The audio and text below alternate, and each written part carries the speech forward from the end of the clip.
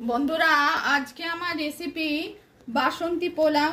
বসন্ত পঞ্চমী বা সরস্বতী পূজা স্পেশাল বাসন্তী পোলাও। প্রথমে বাসমতি চালটাকে আগে ধুয়ে শুকিয়ে নিলাম।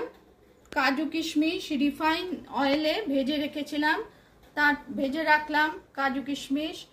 আর তারপর চালের মধ্যে নুন, হলুদ, যেহেতু বাসন্তী পোলাও হলুদ দিয়েছি, আর ঘি, আদা, গরম মশলা সব দিয়ে ম্যারিনেট করে রাখলাম চালটাকে আধা ঘন্টা। তারপর কাজু কিশমিশ মেশানো ঘি আর রিফাইন অয়েলে পরিমাণ মতো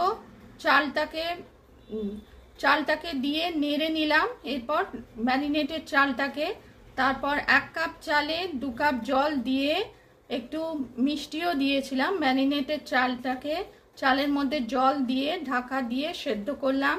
তৈরি হলো 10 মিনিটে তৈরি হলো ঝরঝরে বাসন্তী পোলাও।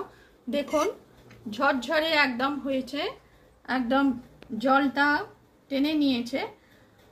রেসিপি পছন্দ হলে লাইক করবেন, চ্যানেলটিকে সাবস্ক্রাইব করার অনুরোধ রইল। ঝরঝরে বাসন্তী পোলাও, বসন্ত পঞ্চমী স্পেশাল, ডিলিশিয়াস টেস্টি।